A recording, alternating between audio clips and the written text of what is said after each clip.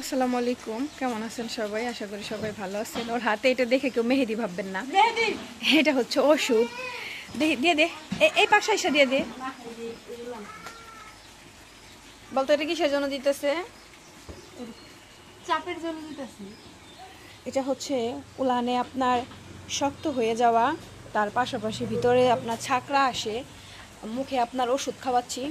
আর পাশাপাশি হচ্ছে আপনার আপনার প্রাকৃতিকভাবে যে ওষুধ সেটা দিয়ে দিচ্ছি। এটা আমার মায়ের জানা। একদম উলান যদি লোহার মতো থাকে তাও সেটা নরম হয়ে যাবে। মুখে আপনার জিঙ্ক সিরাপ দিচ্ছি নরম হওয়ার জন্য, আর একটা কৌটা খাওয়াচ্ছি ম্যাস্টিসেপ। আর তার পাশাপাশি হচ্ছে এটা আপনার মানে দিয়ে দিচ্ছে আর কি, একটু গন্ধ আকারের কয়েকটা আইটেম মিলায়া বানানো হয়। তো এটা আমার মা শিখছিল, এটা বলা যায় না। প্রাকৃতিক ওষুধের বললে এটার গুণ থাকে না। এই দেখা আরেকটা চাইটা খায়। আর এটা আরেকটা কথা, এটা আমার মা তো এই দিক দিয়ে যারা করে তাদের বানায় দেয়। আমার মার এটা ওষুধের নাম প্রচুর, তাই না? তো এটা আপনার এই যে টান দে তো বান, এটা বাচ্চাদের দিবে যে কোনো টাইমে। কিন্তু আপনার শরীর মানে দুধ এত পরিমাণে টানা হইতেছে, আস্তে আস্তে এত দুধ ফালাইছে না, দুধ পড়তেছে। এই যে আজকে দুধ চলে আসছে, ইয়া ছিল ছাকা ছিল, ওই তো চারো বানি টান দিকটি একটু, চারো বানি টান দিকটি একটু, সব বানি টান দে। এই ফালা ফালা ফালা গাদা কই ভর্তি বিয়ে যাবো গা, যে কোনো টাইমে মানে বিয়ে যাবো গা, কই ভর্তি বিয়ে যাবো গা। সেদিনকে গোড়া ধরতে ওইটা বাবা ঘুমাতে কই হইতাছে মুলা কি সাদা বহন দিয়েছে।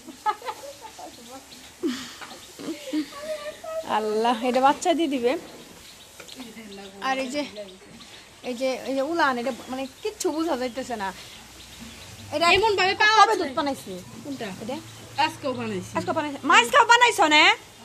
প্রতিদিনই বানাই। এ হইলো ঘটনা। কারণ আজকেও বানাইছে, এটার কারণ হইলো এখনো অনেক দুধ, এই দুধে দুধে দুধ নাইমা চলে আসছে। আর এটা যদি বন্ধ করতাম বাড়ছে, ওই যে দুধ বাচ্চা দিয়ে দিব যে। আর এটার কারণ হচ্ছে আরেকটা কথা, সেটা হচ্ছে যে হয়তো বা দুধের যদি চিন্তা করতাম তাহলে বাট নষ্ট হয়ে যাবে। কেন নষ্ট হয়ে যাবে? ভালো ভালো জাতের কিছু কিছু গরুর কিন্তু এমন হয়, হ্যাঁ, মানে দুধ বন্ধ করে দিলে বাটের ভিতরে পুঁত ছাকরা হইয়া বাট অটোমেটিক কিন্তু নষ্ট হয়ে যায়। তো একটা বাট মানে বাটগুলাকে বাঁচাইতে মানে দুধ দহন করতেছি, কারণ দুধ দহন করলে তো পুঁত ছাকরাগুলা দেখতে পারতেছি, ওটার চিকিৎসা দিতে পারতেছি। এজন্য মুখে ওষুধ খাওয়াইছি আমি, আবার ইঞ্জেকশন আইটেমে যাই না। যা আল্লাহর রহমতে যে আপনাদের সামনেই তো দেখাইলাম রেজাল্ট, এই যে একদম দুধ চলে আসছে।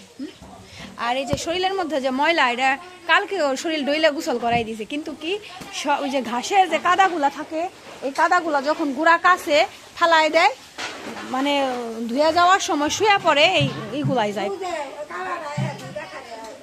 আর এই যে এই কালাটা এলো এই সমস্যাটা করে, মানে শরীরে বেশি বেশি ময়লা। কালকেও শরীর ডলছে।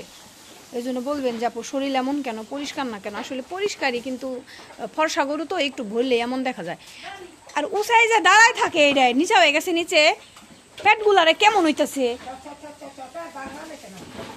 না, পেট তো বাংতাছে ওই যে বাছুর এর জন্য। এর জন্য এটার উলান বোঝা যায় না, যে দাঁড়াইছি হয়ে তো মানে ওই যে উঁচার মধ্যে আবার নিচের মধ্যে, এর জন্য আপনার মানে এমন দেখা যাইতেছে। উলান এমনি আসছে, কিন্তু আজকেও দুধ পানাইছে ওইভাবে। আসলে এবার উলান এটার আসবে না, হ্যাঁ, গুড়া ভাঙা ডাইবা যাবে সব সময়। যে খালি ডেসাডিসি করবো, খালি ডেসাডিসি করবো। আর ওই দিন রাতে সুইটা গেছিল গা, আল্লাহর রহমতে আমার এটার কিন্তু অনেক দুধ হয় এটার। এই যে এটাও প্রেগনেন্ট, ভরা টিকে গেছে। এই যে যখন আপনার বাইরে আসছে ওই দিন সুইটা একেবারে বাইরে চলে গেছিল গা, বড়ই তো আল্লাহ দিলে। এটা কত বড়, এটা চিন্তা করেন না। হ্যাঁ, মা তো চিনতেই পারে না। মারছে লম্বা, মারছে কত লম্বা। ওর মা তো বড় আসাল না। আমার খামারে সর্বোচ্চ মানে সর্বপ্রথম যে গাভী ছিল, সেই গাভীর মেয়ে হচ্ছে আপনার এটা। এটার নাম কি বলেন তো? সবগুলারে জিলাপি দিতেছে আমার মায়, সব গরুতে জিলাপি খাইতেছে, জিলাপি দিতেছে সবগুলারে। খাগা কিনা খাও গা, গিরস্তে কিনা আনছে দেখে দিতেছে, সবগুলারে জিলাপি দিতেছে।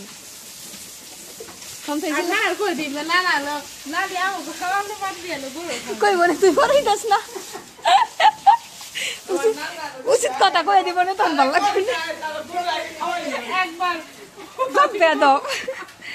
আল্লাহ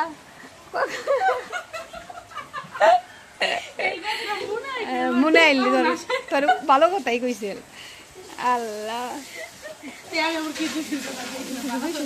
আমার হাত চুলকাইতেছে এখানে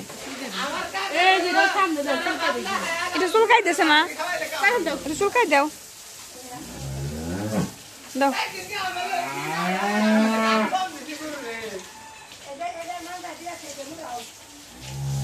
সবাই ভালো থাকবেন সুস্থ থাকবেন আজকে ভিডিওটি এই পর্যন্ত আল্লাহ হাফেজ।